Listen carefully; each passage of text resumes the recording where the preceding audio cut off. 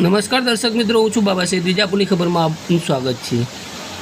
ટૂંક જ સમયમાં ગુજરાતની સૌરાષ્ટ્ર સંસ્થાના ચૂંટણીઓના એલાન છે, ત્યારે વિજાપુરમાં પણ નગરપાલિકાની ચૂંટણીની પૂર્વ તૈયારીઓમાં રાજકીય પક્ષો જોડાઈ રહ્યા છે. ત્યારે વિજાપુર કોંગ્રેસ સમિતિ દ્વારા પોસ્ટ ઓફિસની પાછળ આવેલ લીંબજ માતાના મંદિર હોલ ખાતે એક મિટિંગનું આયોજન કરવામાં આવ્યું હતું, જેમાં જિલ્લા પ્રભારી ગીતાબેન પટેલ, તાલુકા પ્રભારી નજીરભાઈ, ગુજરાત મહામંત્રી તલત મહેમૂદ સૈયદ, પૂર્વ શહેર પ્રમુખ અશફાક અલી સૈયદ, LS રાઠોડ, અશોકસિંહ વિયોલ, ડીડી રાઠોડ, તબરેજ સૈયદ, અમિતસિંહ, નવનિયુક્ત વિજાપુર શહેર પ્રમુખ પ્રતિક બારોટ ઉર્ફે પિંટાભાઈ, તંજીલ સૈયદ, સાદિકભાઈ કુરેશી, મુસ્તકીમભાઈ સૈયદ ઉર્ફે કાલુભાઈ સૈયદ સહિતના કોર્પોરેટરો તથા કહી શકાય કે જે સ્થાનિક કોંગ્રેસના આગેવાનો તથા કોંગ્રેસના કાર્યકર્તાઓ મોટી સંખ્યામાં હાજર રહ્યા હતા. પ્રસંગે મંચસ્થાનેથી કોંગ્રેસના આગેવાનોએ આવનાર વિજાપુર નગરપાલિકા ચૂંટણીને અનુલક્ષીને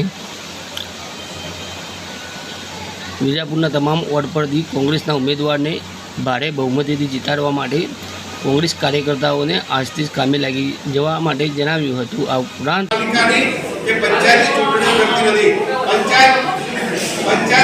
લગભગ છેલ્લા 2 વર્ષથી બંધ છે. પંચાયતોની અંદર જોવા જઈએ તો ખાડે ગયો છે. નગરપાલિકામાં આવનારી નગરપાલિકાની ચૂંટણીની અંદર આપણે વિજાપુર નગરપાલિકા આપણે 100% બને છે કે એવી તમારા બધામાં 100% ક્ષમતા છે. પણ આપણે બધા જે ઉમેદવારો જે નક્કી હોય છે એટલે પાર્ટીએ જેને ટિકિટ આપી હોય તે જણા પક્ષો માટે તમે મંડળી શહેરના તમામ આગેવાનો મારે એક વિનંતી છે જે વોર્ડની અંદર એ બાબતે આપ સૌને જણાવું કે વિજાપુર શહેરની અંદર 1995 ની અંદર આપણે જીતેલા કોંગ્રેસ એમએલએ નહીં પણ અપક્ષ તરીકે આપણે લડાયા જીતી ગયા. સારી કામગીરી કરેલી એટલે સંગઠન સારો હતો એટલે જીતી ગયા.